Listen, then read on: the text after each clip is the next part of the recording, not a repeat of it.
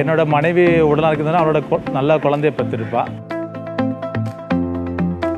અવિસ્મામી મોટું કરન ભણાવન ગણાવન એના વિશે ભણી ઘણી મોટી થાય અને આપણા માટે સારું જીવન જીવ્યા સારા સંસ્કાર આવે. பிளாக் போர்டு இருந்தால் தான் எழுத முடியும். அதே மாதிரி என்னோடய பாடி என்னோடய ஹெல்த்தாக இருந்தால் தான் என்னால் சாதிக்க முடியும். ஸோ அதுக்கு வந்து நல்லா சாப்பிட்ணும்.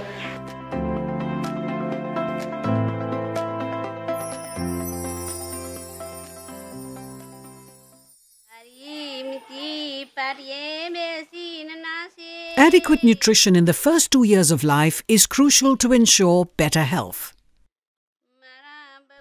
During this phase, one of the most damaging deficiencies can be that of a very vital micronutrient, iodine. Deficiency of iodine during pregnancy increases the risk of miscarriages and endangers the health of women. In addition, newborns may develop irreversible physical and mental impairment. We require iodine as a raw material to produce thyroid hormones, which in turn are required for development of brain. If there is deficiency of iodine and in turn thyroid hormones, the brain development gets compromised. This is the world's single most important preventable cause of mental retardation. In India, an estimated 266 million people are exposed to the risk of iodine deficiency disorders. This includes 6.3 million pregnant women and 5.7 million newborns at risk every year.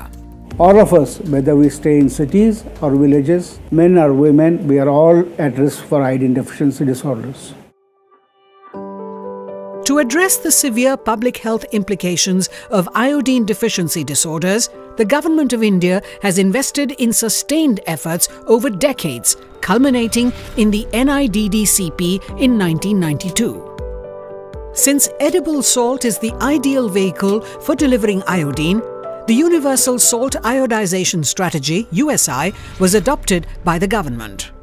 The Salt Commissioner Office was identified as a nodal agency for the reason that earlier the Salt Commissioner Office was involved in the production and distribution of the common salt. So only addition of iodine was there. Some additional laboratories were set up to monitor the quality, and program was handed over to the Salt Commissioner for implementation.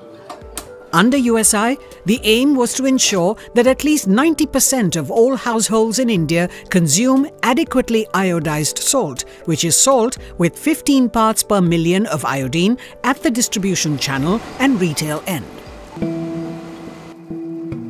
However, a majority of the salt producers had medium or small-scale operations, and they lacked the technical or financial capacity to adopt iodization. साहब हमारे के iodine डाल में आपत्ति तो एक ही थी कि हमको एक तो आयोडीन का पैसा लगाना पड़े, दूसरी इसके ऊपर एक्स्ट्रा मजूरी लगानी पड़े, बराबर. तो अच्छा, दूसरा आयोडीन जो नमक जो बन गया वो कॉस्टली हो गया, उसके लिए फिर जो पैकिंग करना पड़ेगा वो भी पॉलीथीन बैग के अंदर पैक करना पड़ेगा और उसको धूप में नहीं रखे, उस स्टेज उसका स्टोरेज करना पड़ेगा. At the other end, consumers too were largely unaware as to why they should use iodized salt. Moreover, systems for monitoring and enforcement of iodization standards were still at a nascent stage.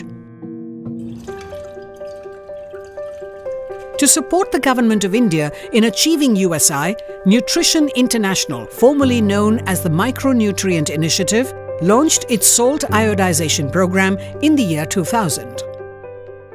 In the long run, if we really have to build on the capital of our population, it is important that our population stays healthy, and therefore it is important that we do focus on the micronutrients, and iodine is an important micronutrient. 99% of India's edible salt is produced in just 4 states: Gujarat, Rajasthan, Tamil Nadu and Andhra Pradesh. Based on this, Nutrition International took a strategic decision that focusing its efforts at the production end in these 4 states would ensure maximum availability of adequately iodized salt throughout the country. As a result, Nutrition International extended technical and financial support to medium and small-scale production units in these 4 states. With this support, now a majority of salt producers have integrated iodization in their regular production processes. Nutrition International also supported the setting up of salt upgradation plants. This triggered consolidation among medium and small-scale producers of the local salt industry, who were supported in upgrading the quality of raw salt being produced by them. As a result, uniformity of iodization improved, and salt moved up in the value chain. Nutrition International engages with national and state units of the NIDDCP to strengthen their capacities. It also works closely with the FDCA at the state level. Nutrition International had done a lot of training program to my food safety officers, the salt manufacturers, the salt distributors, even in the NGOs and the citizens of the state of the Gujarat. Gujarat being the largest producer of the salt in the country. The combined effort with Nutrition International and the state FDCA, the iodization level of the salt has very well improved. Consumer rights agencies have also joined this cause to ensure that salt is not just iodized, but adequately iodized.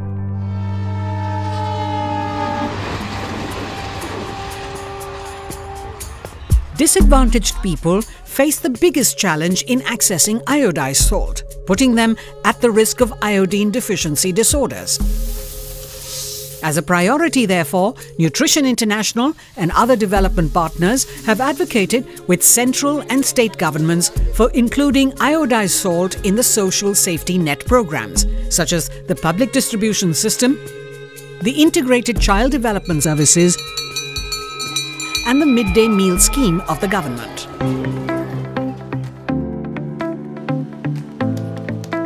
In India, the number of households consuming adequately iodized salt has grown from 49% to 78%, making USI one of the most successful public health interventions today.